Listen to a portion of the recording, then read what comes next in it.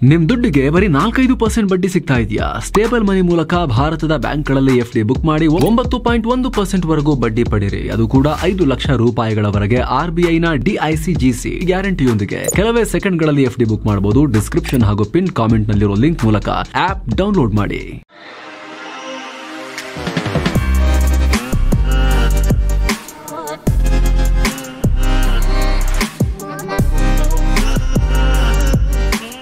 Hi friends, ದಿನದ ಎಲ್ಲಾ ಪ್ರಮುಖ ಸುದ್ದಿಯನ್ನ ನಿಮಗೆ ತಲುಪಿಸೋ ಮಸ್ತ್ಮಗ.comನ ಫುಲ್ ನ್ಯೂಸ್ಗೆ ಸ್ವಾಗತ.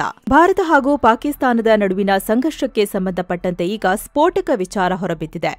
ಗುರುವಾರ ತಡರಾತ್ರಿ ನಡೆದ ದಾಳಿಯಲ್ಲಿ ಪಾಕಿಸ್ತಾನ ಸುಮಾರು 300ರಿಂದ 400 ಡ್ರೋನ್ಗಳನ್ನು ಬಳಸಿ ದಾಳಿ ಮಾಡೋ ಪ್ರಯತ್ನ ಮಾಡಿತ್ತು.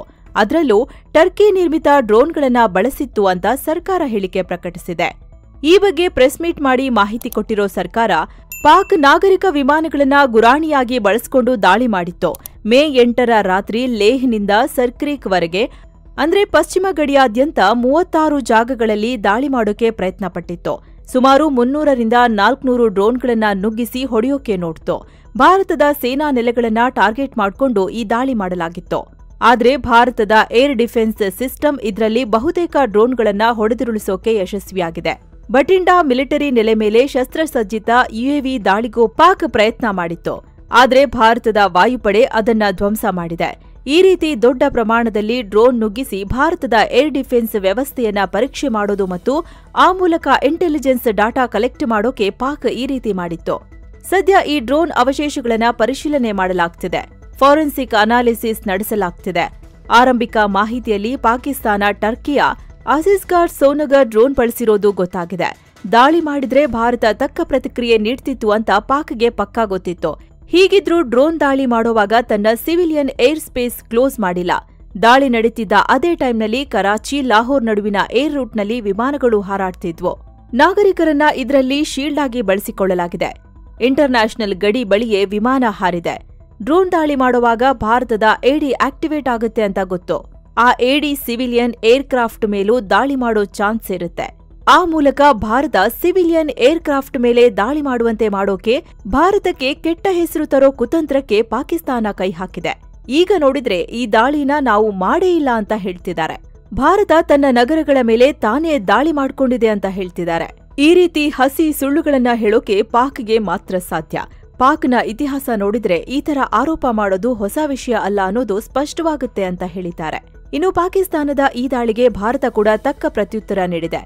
ಪಾಕಿಸ್ತಾನದ 4 ಏರ್ ಡಿಫೆನ್ಸ್ ಸೈಟ್ಗಳ ಮೇಲೆ ಶಸ್ತ್ರಸಜ್ಜಿತ ಡ್ರೋನ್ಗಳಿಂದ ದಾಳಿ ಮಾಡಿದ್ದೀವಿ.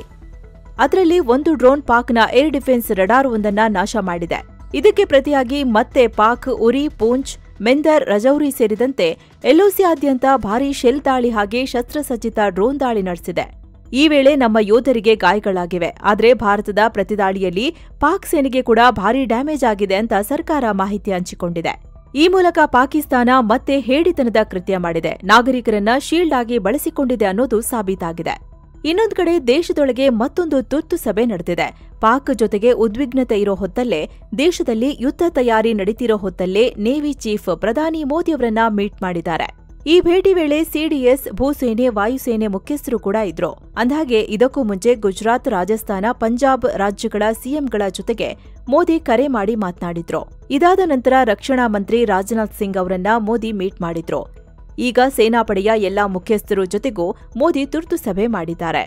ಇನ್ನೊಂದು ಕಡೆ ಗೃಹ ಸಚಿವ ಅಮಿತ್ ಶಾ ಅವರು intelligence bureau chief Tapan Deka ಹಾಗೂ ರಾಷ್ಟ್ರೀಯ ಭದ್ರತಾ ಸಲಹೆಗಾರ ಅಜಿತ್ ದೋವಲ್ ಅವರ ಜೊತೆಗೆ ಸಭೆ ನಡೆಸಿದ್ದಾರೆ. ಮತ್ತೊಂದು ಕಡೆ HAL ರಜೆಯಲ್ಲಿರೋ ತನ್ನ ಎಲ್ಲಾ ಸಿಬ್ಬಂದಿಗಳಿಗೂ ತುರ್ತು ಕೆಲಸಕ್ಕೆ ಹಾಜರಾಗುವಂತೆ ಸೂಚನೆ ನೀಡಿದೆ. ಅಲ್ಲದೆ ಸದ್ಯದ ರಜೆಗಳನ್ನು ಕ್ಯಾನ್ಸಲ್ ಮಾಡಲಾಗಿದೆ. ಫೈಟರ್ ಜೆಟ್ಗಳ ನಿರ್ವಹಣೆ ಕಾರಣದಿಂದ ಕೆಲಸಕ್ಕೆ ಬರುವಂತೆ ಸೂಚಿಸಲಾಗಿದೆ. ಇನ್ನು ಭಾರತ ಆಪರೇಷನ್ ಸಿಂಧೂರ್ ಹೆಸರಲ್ಲಿ ಉಗ್ರರ ವಿರುದ್ಧ ಮಾಡಿರೋ ಎಲ್ಲಾ ಸ್ಟ್ರೈಕ್ಗಳ ಮಾಹಿತಿನ ನಮ್ಮ ಸಶಸ್ತ್ರ ಪಡೆಗಳು ಡೀಟೇಲ್ ಆಗಿ ದಾಖಲಿಸ್ತಿವೆ ಅಂತ ಸರ್ಕಾರ ಹೇಳಿದೆ. ಅಲ್ಲದೆ ಪಾರದರ್ಶಕತೆ ಕಾಪಾಡೋಕೆ ನಮ್ಮ ಪಡೆಗಳು ವಿಜುವಲ್ ಎವಿಡೆನ್ಸ್ನ ಸಿಸ್ಟಮ್ಯಾಟಿಕ್ ಆಗಿ ರೆಕಾರ್ಡ್ ಮಾಡ್ತಿವೆ. ಮುಂದೆ ನಡೆಸೋ ಸ್ಟ್ರೈಕ್ಗಳಿಗೆ ಅವಶ್ಯಕತೆ ಬಿದ್ರೆ ಇವುಗಳನ್ನ ಒದಗಿಸಲಾಗುತ್ತೆ ಅಂತ ಅಧಿಕಾರಿಗಳು ಹೇಳಿದ್ದಾರೆ. ಅತ್ತ ಅಕ್ರಮವಾಗಿ ವಾಕಿಟಾಕಿ ಸೇಲ್ಸ್ಗೆ ಕಡಿವಾಣ ಹಾಕೋಕೆ ಕೇಂದ್ರ ಮುಂದಾಗಿದೆ. ಇ-ಕಾಮರ್ಸ್ ಸೈಟ್ಗಳಲ್ಲಿ ವಾಕಿಟಾಕಿಗಳ operating frequency, license information, equipment type approval ETA ಯಾವುದನ್ನು ಬಹಿರಂಗ ಮಾಡದೆ ಮಾರಾಟ ಮಾಡಲಾಗ್ತಿದೆ. ಈ ರೀತಿ ಅಕ್ರಮವಾಗಿ ಮಾರಾಟ ಮಾಡೋರ ವಿರುದ್ಧ ಕ್ರಮಕ್ಕೆ ಕೇಂದ್ರ ಮುಂದಾಗಿದೆ. ಇನ್ನು ಉತ್ತರ ಭಾರತದಲ್ಲಿ ಹಲವು ಏರ್ಪೋರ್ಟ್ಗಳು ಬಂದಾಗಿರೋ ಪರಿಣಾಮ ದಿಲ್ಲಿ ವಿಮಾನ ನಿಲ್ದಾಣದಲ್ಲಿ ಒಟ್ಟು 138 ಫ್ಲೈಟ್ಗಳ ಹಾರಾಟವನ್ನ ಕ್ಯಾನ್ಸಲ್ ಮಾಡಲಾಗಿದೆ. ಅತ್ತ ಮೇ 15ರವರೆಗೆ ಗುಜರಾತ್ನಲ್ಲಿ ನಡೆಯೋ ಈವೆಂಟ್ಗಳಲ್ಲಿ ಡ್ರೋನ್ ಹಾಗೂ ಪಟಾಕಿ ಹಚ್ಚುವುದನ್ನು ನಿಷೇಧಿಸಲಾಗಿದೆ. ಪಾಕ್ ಜೊತೆಗಿನ ಸಂಘರ್ಷ ಹಿನ್ನೆಲೆ ಭದ್ರತಾ ಹಿತದೃಷ್ಟಿಯಿಂದ ಗುಜರಾತ್ ಪೊಲೀಸರು ಈ ಕ್ರಮ ತಗೊಂಡಿದ್ದಾರೆ.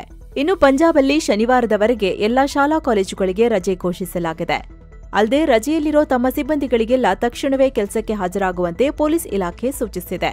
ಚಂಡೀಗಢ್ನಲ್ಲೂ ಸಭೆ ಸಮಾರಂಭಗಳಲ್ಲಿ ಜುಲೈ 7ರವರೆಗೆ ಪಟಾಕಿ ಹಚ್ಚೋ ಹಾಗಿಲ್ಲ ಅಂತ ಅಲ್ಲಿನ ಜಿಲ್ಲಾಡಳಿತ ಆದೇಶ ಹೊರಡಿಸಿದೆ.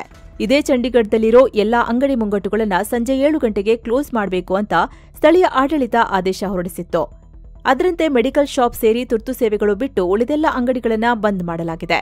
ಇನ್ನು ಭಾರತ ಪಾಕ್ ನಡುವಿನ ಸದ್ಯದ ಸ್ಥಿತಿಗತಿ ಕುರಿತು ಸಾಮಾಜಿಕ ಜಾಲತಾಣದಲ್ಲಿ ದೇಶ ವಿರೋಧಿ ಪೋಸ್ಟ್ ಹಾಕಿದ್ದ ಅಂತೇಳಿ ರಾಜಸ್ಥಾನದಲ್ಲಿ ವ್ಯಕ್ತಿಯೊಬ್ಬನನ್ನ ಅರೆಸ್ಟ್ ಮಾಡಲಾಗಿದೆ. ಬಂಧಿತರನ್ನ ಆಸಿಫ್ ಖಾನ್ ಎಂದು ಗುರುತಿಸಲಾಗಿದೆ. ಅತ್ತ ಉತ್ತರಾಖಂಡ ಸಿಎಂ ಪುಷ್ಕರ್ ಸಿಂಗ್ ಧಾಮಿ ಉನ್ನತ ಮಟ್ಟದ ಸಭೆ ನಡೆಸಿದ್ದಾರೆ.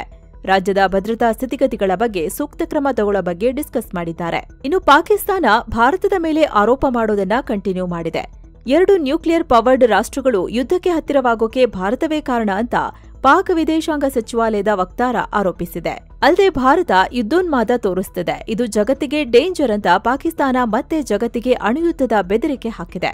ಇನ್ನೊಂದು ಕಡೆ ಪಾಕ್ನ ಅಬೋಟಾಬಾದ್ ಜಿಲ್ಲಾಡಳಿತ 2 ತಿಂಗಳ ಕಾಲ ಎಲ್ಲಾ ರೀತಿಯ ಡ್ರೋನ್ ಹಾರಾಟದ ಮೇಲೆ ಬ್ಯಾನ್ ಹೇರಿದೆ. ಇನ್ನು ವಿಶ್ವ ಬ್ಯಾಂಕ್ ಕೂಡ ಪಾಕಿಸ್ತಾನಕ್ಕೆ ದೊಡ್ಡ ಶಾಕ್ ಕೊಟ್ಟಿದೆ. ಕಾಶ್ಮೀರದ ಪಹಲ್ಗಾಮ್ ಉಗ್ರ ದಾಳಿ ನಂತರ ಭಾರತ ಸಿಂಧೂ ನದಿ ಒಪ್ಪಂದನ ಅಮಾನತು ಮಾಡಿತ್ತು. ಇದಕ್ಕೆ ಪಾಕಿಸ್ತಾನ ಆಕ್ಷೇಪ ವ್ಯಕ್ತಪಡಿಸಿ ಇದರಲ್ಲಿ ವಿಶ್ವ ಬ್ಯಾಂಕ್ ಕೂಡ ಮಧ್ಯಸ್ಥಿಕೆ ವಹಿಸಿದೆ, ಅವರನ್ನು ಕೇಳದೆ ಹೇಗೆ ಈ ಒಪ್ಪಂದ ಅಮಾನತು ಮಾಡಿದ್ರಿ ಅಂತ ಭಾರತಕ್ಕೆ ಕೇಳಿತ್ತು. ಈಗ ವಿಶ್ವ ಬ್ಯಾಂಕ್ ಇದಕ್ಕೂ ನಮಗೂ ಸಂಬಂಧ ಇಲ್ಲ ಅಂತ ಕೈ ತೊಳೆದುಕೊಂಡಿದೆ. ಈ ವಿಚಾರವಾಗಿ ಮಾತನಾಡಿದ ವಿಶ್ವ ಬ್ಯಾಂಕ್ ಅಧ್ಯಕ್ಷ ಅಜಯ್ ಬಂಗಾ, ಇದರಲ್ಲಿ ನಮ್ದು ಯಾವುದೇ ಪಾತ್ರ ಇಲ್ಲ, ನಾವು ಪ್ರಸ್ತುತ ವಿವಾದನ ಬಗೆಹರಿಸೋಕೆ ಮುಂದಾಗಲ್ಲ ಅಂತ ಸ್ಪಷ್ಟಪಡಿಸಿದ್ದಾರೆ. ಆ ಮೂಲಕ ಪಾಕಿಸ್ತಾನವನ್ನ ವಿಶ್ವ ಬ್ಯಾಂಕ್ ಹಚಾ ಅಂತ ಆಚೆಗಟ್ಟಿದೆ. ಮೊನ್ನೆಯಷ್ಟೇ ಪ್ರಧಾನಿ ಮೋದಿ ಅವರು ಅಜಯ್ ಬಂಗ್ರನ್ನ ಮೀಟ್ ಮಾಡಿದ್ರು.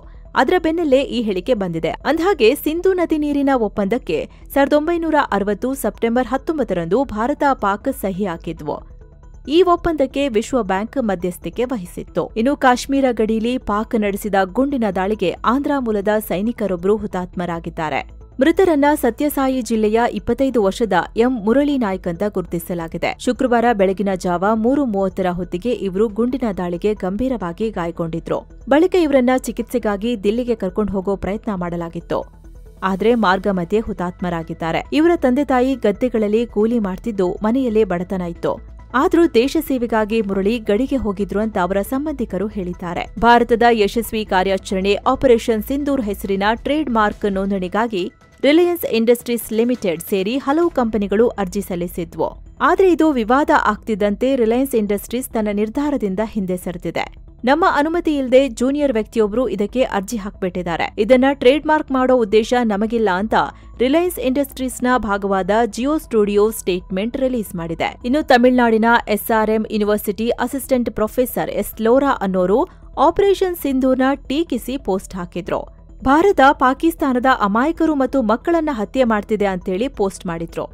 ಇದೀಗ ಈ ಪ್ರೊಫೆಸರ್ನ ಕೆಲಸದಿಂದ ಸಸ್ಪೆಂಡ್ ಮಾಡಲಾಗಿದೆ.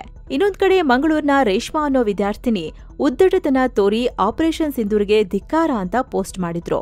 ಇದು ವಿವಾದ ಆಗ್ತಿದ್ದಂತೆ ರೇಷ್ಮಾ ಆ ಪೋಸ್ಟ್ನ ಡಿಲೀಟ್ ಮಾಡಿದ್ದಾರೆ. ಇನ್ನು ರಾಜ್ಯದಲ್ಲಿ ಸಿಎಂ ಸಿದ್ದರಾಮಯ್ಯ ನೇತೃತ್ವದಲ್ಲಿ ಬೆಂಗಳೂರಿನಲ್ಲಿ ತಿರಂಗ ಯಾತ್ರೆ ಆಯೋಜನೆ ಮಾಡಲಾಗಿತ್ತು. ನಮ್ಮ ಯೋಧರಿಗೆ ಬೆಂಬಲ ಸೂಚಿಸೋ ಮತ್ತು ಆತ್ಮಸ್ಥೈರ್ಯ ಹೆಚ್ಚಿಸೋ ಉದ್ದೇಶದಿಂದ ಈ ಯಾತ್ರೆ ಆಯೋಜಿಸಲಾಗಿತ್ತು. ಇದರಲ್ಲಿ ಪಕ್ಷಾತೀತವಾಗಿ ರಾಜಕೀಯ ನಾಯಕರು, ಸೆಲೆಬ್ರಿಟಿಗಳು ಮತ್ತು ಸಾರ್ವಜನಿಕರು ಭಾಗಿಯಾಗಿದ್ದಾರೆ. ಇನ್ನು ಭಾರತ ಇತ್ತೀಚೆಗೆ ಪಾಕಿಸ್ತಾನದ ನಾಗರಿಕರಿಗೆ ದೇಶದಿಂದ ಹೊರಹೋಗಿ ಅಂತ ಹೇಳಿತ್ತು. ಆದರೆ ಮೈಸೂರಿನಲ್ಲಿ ನೆಲೆಸಿರೋ ಪಾಕಿಸ್ತಾನದ ಪೌರತ್ವ ಹೊಂದಿರೋ 3 ಮಕ್ಕಳು ಪಾಕ್ಗೆ ಹೋಗಲು ಕಾಲಾವಕಾಶ ಕೊಡಬೇಕೆಂದು ಕೋರ್ಟ್ಗೆ ಹೋಗಿದ್ರು. ಇದೀಗ ಕರ್ನಾಟಕ ಹೈಕೋರ್ಟ್ ಇವರ ಅರ್ಜಿನ ವಜಾ ಮಾಡಿದೆ. ಅಲ್ಲದೆ ಇದೇ ವೇಳೆ ಮಾನವೀಯತೆ ತೋರಿಸಿದ್ದಕ್ಕಾಗಿ ನಾವು ಈಗ ಅನುಭವಿಸುತ್ತಿದ್ದೇವೆ, ಕಾಲಾವಕಾಶ ಕೊಡೋಕೆ ಆಗಲ್ಲ, ಹೋಗಿ ಅಂತ ಹೈಕೋರ್ಟ್ ಹೇಳಿದೆ. ಇನ್ನು ಪಾಕ್ ಭಾರತ ಸಂಘರ್ಷದ ನಡುವೆ ಸುಳ್ಳು ಸುದ್ದಿ ಕೂಡ ವಿಪರೀತವಾಗಿ ಹರಿದಾಡ್ತಿದೆ. ಈ ವಿಚಾರವಾಗಿ ಕರ್ನಾಟಕ ಪೊಲೀಸ್ ಇಲಾಖೆ ಎಚ್ಚರಿಕೆ ನೀಡಿದೆ. ಸುಳ್ಳು ಸುದ್ದಿಗಳನ್ನ ಹರಡುವವರ ವಿರುದ್ಧ ಕ್ರಮ ಕೈಗೊಳ್ಳುವಂತೆ ಸಿಬ್ಬಂದಿಗೆ ಬೆಂಗಳೂರು ಪೊಲೀಸ್ ಕಮಿಷನರ್ ದಯಾನಂದ್ ಸೂಚನೆಯನ್ನ ನೀಡಿದ್ದಾರೆ. ಮಂಡ್ಯದ ಕೆಆರ್ಎಸ್ ಡ್ಯಾಂನಲ್ಲಿ ಆಪರೇಷನ್ ಅಭ್ಯಾಸ್ ಅಡಿಯಲ್ಲಿ ಮಾಕ್ ಡ್ರಿಲ್ ನಡೆಸೋಕೆ ನಿರ್ಧರಿಸಲಾಗಿದೆ. ತುರ್ತು ಸಂದರ್ಭದಲ್ಲಿ ಅಣೆಕಟ್ಟು ರಕ್ಷಣೆ ಮಾಡೋ ಬಗ್ಗೆ ಸಾರ್ವಜನಿಕರಿಗೆ ಹಾಗೂ ಪ್ರವಾಸಿಗರಿಗೆ ಜಾಗೃತಿ ಮೂಡಿಸೋಕೆ ಈ ಡ್ರಿಲ್ ಹಮ್ಮಿಕೊಳ್ಳಲಾಗಿದೆ. ಖಾಸಗಿ ಇಂಜಿನಿಯರಿಂಗ್ ಕಾಲೇಜುಗಳಲ್ಲಿ ವಿವಿಧ ಕೋರ್ಸ್ಗಳ ಪ್ರವೇಶಕ್ಕಾಗಿ ದೇಶದಾದ್ಯಂತ ಶನಿವಾರ 2025ರ ಕಾಮೆಡ್-ಕೆ ಎಕ್ಸಾಮ್ ನಡೆಯಲಿದೆ. 1,31,397 ಅಭ್ಯರ್ಥಿಗಳು ಪರೀಕ್ಷೆ ಬರೆಯಲಿದ್ದಾರೆ. ಅಕ್ರಮ ಗಣಿಗಾರಿಕೆ ಕೇಸ್ನಲ್ಲಿ ಹೈದರಾಬಾದ್ ಸಿಬಿಐ ಕೋರ್ಟ್ನಿಂದ 7 ವರ್ಷ ಶಿಕ್ಷೆಗೆ ಒಳಗಾಗಿರೋ ಜನಾರ್ದನ ರೆಡ್ಡಿ ಅವರನ್ನ ಶಾಸಕ ಸ್ಥಾನದಿಂದ ಅನರ್ಹಗೊಳಿಸಲಾಗಿದೆ. ನ್ಯಾಯಾಲಯ ಶಿಕ್ಷೆ ಪ್ರಕಟಿಸಿದ ಮೇ 6ರಿಂದ ಅನರ್ಹ ಆದೇಶ ಜಾರಿಗೆ ಬರಲಿದ್ದು ಮುಂದಿನ 6 ವರ್ಷಗಳವರೆಗೆ ಇರಲಿದೆ. ದೇಶದಲ್ಲೇ ಮೊದಲ ಬಾರಿಗೆ ಕರ್ನಾಟಕದಲ್ಲಿ ವಿಶೇಷ ಚೇತನರ ಜನಗಣತಿ census of persons with disabilities ನಡೆಸೋಕೆ ನಿರ್ಧರಿಸಲಾಗಿದೆ. ಈ ಕಾರ್ಯಕ್ರಮನ ಈ ವರ್ಷದಿಂದಲೇ ಆರಂಭಿಸುವುದಾಗಿ ವಿಶೇಷ ಚೇತನರ ಹಕ್ಕು ಅಧಿನಿಯಮ ಅನುಷ್ಠಾನದ ರಾಜ್ಯ ಆಯುಕ್ತ ದಾಸ್ ಸೂರ್ಯವಂಶಿ ತಿಳಿಸಿದ್ದಾರೆ. ವಿಶೇಷ ಚೇತನರ ಸಬಲೀಕರಣ ಕಾರ್ಯಕ್ರಮಗಳಿಗೆ ಇದರಿಂದ ಸಹಕಾರಿಯಾಗಲಿದೆ ಅಂತ ಸೂರ್ಯವಂಶಿ ಹೇಳಿದ್ದಾರೆ. ಬೆಂಗಳೂರು ನಗರ ಜಿಲ್ಲೆಯ ಕರ್ಪೂರು ಗ್ರಾಮದ ಅಪಾರ್ಟ್ಮೆಂಟ್ ಒಂದರಲ್ಲಿ 3 ಕೋಟಿ ಮೌಲ್ಯದ ನಶಾ ಪದಾರ್ಥ ಪತ್ತೆಯಾಗಿದೆ. ಈ ಸಂಬಂಧ ಕೇರಳ ಮೂಲದ ಆರೋಪಿ ಸಚಿನ್ ಅನ್ನೋರನ್ನ ಪೊಲೀಸರು ವಶಕ್ಕೆ ಪಡೆದು ವಿಚಾರಣೆ ನಡೆಸುತ್ತಿದ್ದಾರೆ. ಭಾರತದಲ್ಲಿ 2021ರ ಕೋವಿಡ್ ವರ್ಷದಲ್ಲಿ ಸುಮಾರು 19.7 ಲಕ್ಷ ಹೆಚ್ಚುವರಿ ಸಾವುಗಳು ಸಂಭವಿಸಿವೆ ಅಂತ civil registration system CRS data ಹೇಳಿದೆ. ಇದು ಕೋವಿಡ್ ಪ್ಯಾಂಡಮಿಕ್ಗಿಂತ ಮೊದಲು ಅಂದ್ರೆ 2021ಕ್ಕೆ ಕಂಪೇರ್ ಮಾಡಿದ್ರೆ ಸುಮಾರು 6 ಪಟ್ಟು ಹೆಚ್ಚಾಗಿದೆ. ಸರ್ಕಾರ 2021ರಲ್ಲಿ ಕೋವಿಡ್ನಿಂದ 3.3 ಲಕ್ಷ ಜನ ಸಾವನ್ನಪ್ಪಿದ್ರು ಅಂತ ಡಾಟಾ ಕೊಟ್ಟಿತ್ತು. ಇದು ಅದಕ್ಕಿಂತ ಹೆಚ್ಚಾಗಿದೆ ಅಂತ ಈ ವರದಿ ಹೇಳಿದೆ. ಹೊಸ ಪೋಪ್ ಆಗಿ ಕಾರ್ಡಿನಲ್ ರಾಬರ್ಟ್ ಪ್ರೆವೋಸ್ಟ್ ಅವರನ್ನ ಆಯ್ಕೆ ಮಾಡಲಾಗಿದೆ.